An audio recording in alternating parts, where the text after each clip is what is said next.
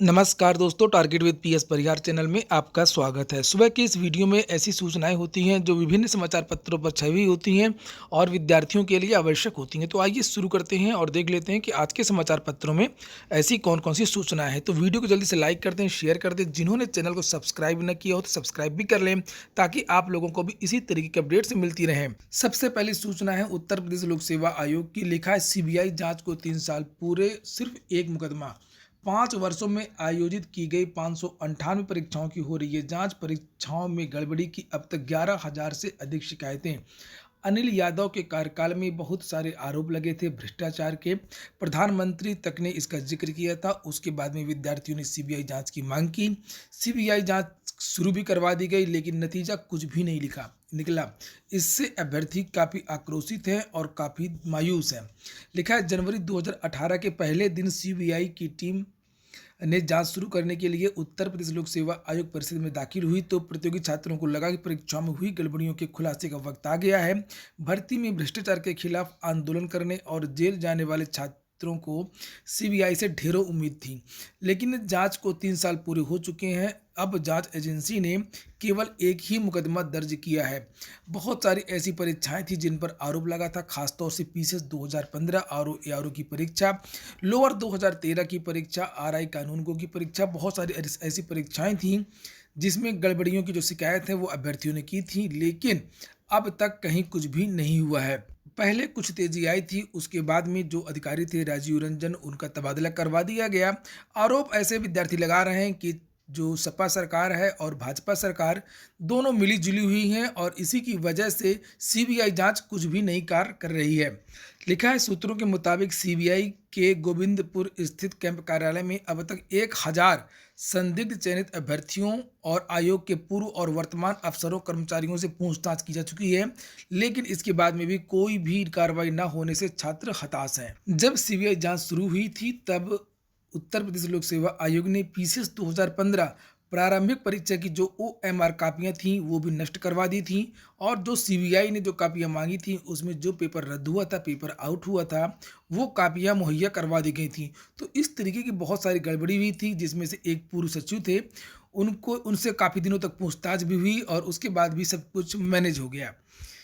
बात वही है, चोर चोर मौसेरे भाई, और विद्यार्थी आखिरकार विश्वास किस सरकार पर करें और किस पर करें। अगली सूचना है 69,000 शिक्षक भर्ती की। लिखा है 69 विवादित प्रश्नों पर निर्णय लेने की मांग को लेकर के प्रदर्शन। 69,000 शिक्षक भर्ती तो किसी तरीके से पूरी हो गई, लेकिन बहुत सारे ऐसे मामले हैं जिस पर सरकार कोई भी कार्रवाई नहीं कर रही है और जिस पर अभी तक निर्णय नहीं हो सका है। चाहे वो विवादित प्रश्नों का मामला हो, सिंगल बेंच से डबल बेंच चला गया और डबल बेंच में सरकार ही पैरोकार है और अब उस पर कोई भी निर्णय नहीं हो रहा। कम से कम 4 या 5 प्रश्नों को लेकर के विवाद है। बहुत सारे अभ्यर्थी ऐसे हैं, अगर ये विवाद निस्तारित हो जाए तो उनका चयन हो सकता है। और इसी तरीके से जो आंसर की त्रुटि वाला मामला है, आवेदन में त्रुटि का जो मामला है, वो भी इसी तरीके से अभी तक सरकार ने उसको संज्ञान में नहीं लिया है। फिलहाल ये सूचना है विवादित प्रश्नों की। लिखा है 69,000 सहायक अध्यापक भर्ती में जारी उत्तर कुंजी में विवाद।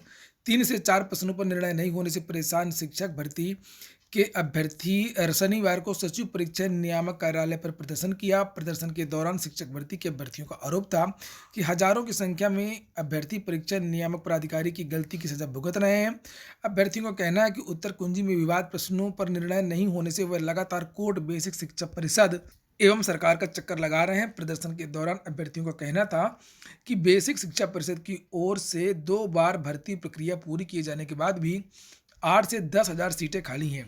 मांग की सचिव परीक्षा नियामक प्राधिकारी विवादित प्रश्नों पर निर्णय लेकर के तीसरी काउंसलिंग करवा करके खाली पदों को भरें। इसके बाद में अगली सूचना है शिक्षक भर्ती के अभ्यर्थी अनशन पर, एक युवती हुई बेहोश। परिषदीय विद्यालयों के 69,000 शिक्षक भर्ती प्रक्रिया से वंचित रहने वाले अभ्यर्थियों ने शनिवार से निषादगंज में SCERT के पास जीआईसी के खेल मैदान में अनशन शुरू कर दिया है। ये विद्यार्थी हैं जिनसे कुछ मामूली गलतियां हो गई हैं, लेकिन उनको शिक्षक भर्ती से बाहर कर दिया गया है और लगातार ये विद्यार्थी प्रदर्शन कर रहे हैं। इसी तरीके के जो दिव्यांग अभ्यर्थी हैं वो भी प्रयागराज में प्रदर्शन कर रहे हैं। 20 दिनों से उनकी भी सुध कोई भी सरकार नहीं ले रही है। अगली सूचना है एसएससी की लिखा अंतिम तिथि का ना करें इंतजार, जल्द करें आवेदन। एसएससी की ओर से जारी संयुक्त स्नातक स्तरीय यानी कि सीजीएल 2020 परीक्षा के लिए आवेदन की अंतिम तिथि 31 जनवरी है। आयोग की ओर से परीक्षार्थियों से कहा गया है कि वह अंतिम तिथि का इंतजार न करें, सीजीएल 2020 आवेदन पूरा कर लें। अंतिम समय में आवेदन करने वाले अभ्यर्थियों की आदत के चलते सर्वर की परेशानी से आवेदन से वंचित होना पड़ सकता है। अगली सूचना है उत्तर प्रदेश अधीनस्थ सेवा चयन आयोग की लिखा है आवेदन लेकर इंजीनियरों की भर्ती करना भूल गया। आयोग 2 भर्तियां आई थी, एक 2016 में आई थी सपा के शासनकाल में और एक आई थी 2018 में वर्तमान सरकार के शासनकाल में। दोनों की परीक्षाएं कब होंगी कुछ अता पता नहीं है। लिखा है अधीनस्थ सेवा चयन आयोग इंजीनियरों के रिक्त पदों को भरने के लिए आवेदन लेकर के भर्ती करना भूल गया है। इससे आवेदक अभ्यर्थियों व रिक्त पदों से प्रभावित हो रहे कार्यरत कर्मियों की नाराजगी बढ़ गई है। अधीनस्थ सेवा चयन आयोग ने सपा शासनकाल में वर्ष 2016 में जूनियर इंजीनियर के 489 रिक्त पदों पर भर्ती के लिए आवेदन मांगे थे, तो भाजपा सरकार ने वर्ष 2018 में 1477 पदों पर भर्ती के लिए आवेदन आमंत्रित किए थे। आयोग दोनों ही भर्तियों के लिए आवेदन लेकर के चुप्पी साध करके बैठ गया है। लिखित परीक्षा व आगे की भर्ती कार्रवाई आगे नहीं बढ़ाई। बताया ये जा रहा है कि जूनियर इंजीनियरों की संख्या कम होने से एक और विकास कार्य प्रभावित होते हैं और दूसरी ओर चयन प्रक्रिया में अत्यधिक देरी के कारण आवेदन करने वाले अभ्यर्थियों में जबरदस्त नाराजगी है और उनकी सेवा अवधि का एक हिस्सा चयन कार्रवाई की भेंट चढ़ता जा रहा है। तो ये यूपी ट्रिपल एससी का कार्य है। इसी तरीके से बहुत सारी जो और भी परीक्षाएं हैं जो नहीं हुई हैं, जैसे सम्मिलित तकनीकी सेवा सामान्य चयन 2016 ये लिखा हुआ है, इनकी भी परीक्षा अभी तक नहीं हुई है और मंडी परिषद इसकी भी परीक्षा अभी तक नहीं हुई है। तो कभी कहा जाता है कि शासन की तरफ से अनुमति नहीं मिली है या आरक्षण को लेकर के कोई विवाद है, अलग अलग तरीके से जो है बहाने लेकर के इन भर्तियों को रोक दिया गया है। अगली सूचना है माध्यमिक शिक्षा सेवा चयन बोर्ड की। माध्यमिक शिक्षा सेवा चयन बोर्ड भी उन्हीं चयन बोर्डों में से है जो इसमें पूरी तरीके से तानाशाही पर उतारू हैं और कोई भी कार्य नहीं कर रहे हैं। चयन बोर्ड अध्यक्ष से मिलने के लिए सप्ताह भर पहले लेना होगा समय और अब कोई भी अभ्यर्थी सीधे चयन बोर्ड से किसी भी समस्या को लेकर के नहीं मिल सकता है।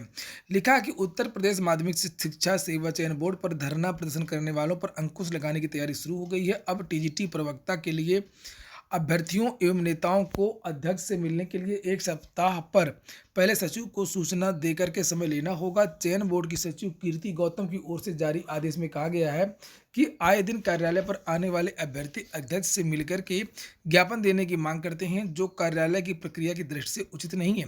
सचिव की ओर से सूचना में कहा गया है कि अभ्यर्थी पहले सचिव उत्तर प्रदेश माध्यमिक शिक्षा सेवा चयन बोर्ड को ज्ञापन देंगे, पहले सचिव को ज्ञापन देंगे। अभ्यर्थी अध्यक्ष को ज्ञापन देने की सूचना 7 दिन पूर्व ईमेल, डाक अथवा स्वयं आकर के सचिव चयन बोर्ड कार्यालय को देंगे। सोशल मीडिया के माध्यम से दी गई सूचना स्वीकार नहीं होगी। सचिव का कहना है कि समस्या का निदान अगर नहीं हो पाता है तब कार्रवाई में विलंब का उल्लेख करते हुए अध्यक्ष से मिलने का अनुरोध कर सकते हैं। अगली सूचना है राजर्षि टंडन मुक्त विश्वविद्यालय की पीएचडी प्रवेश परीक्षा 30 जनवरी को, और लिखा है कि उत्तर प्रदेश राजर्षि टंडन मुक्त विश्वविद्यालय में पीएचडी प्रवेश परीक्षा 30 जनवरी को आयोजित की जाएगी। इसके लिए आवेदन की प्रक्रिया अब पूरी हो गई है। अगली सूचना है असिस्टेंट प्रोफेसर की भर्ती जल्द। अशासकीय महाविद्यालयों में 47 विषयों में 2016 पदों पर होनी है भर्ती। 7 को एजेंसी का होगा चयन। हर दूसरे तीसरे दिन इस भर्ती की चर्चा होती है, लेकिन इस भर्ती का विज्ञापन कभी नहीं आता है। तो जब विज्ञापन आ जाएगा तभी इसकी सूचना दी जाएगी। वहीं पर अगली सूचना है एक और बड़े भ्रष्टाचार की। लिखा विवादों के घेरे में सचिवालय की भर्ती परीक्षा। अभी हाल ही में विधान परिषद की परीक्षा हुई है और उस पर जम करके भ्रष्टाचार की शिकायतें लगातार सुनने में आ रही हैं।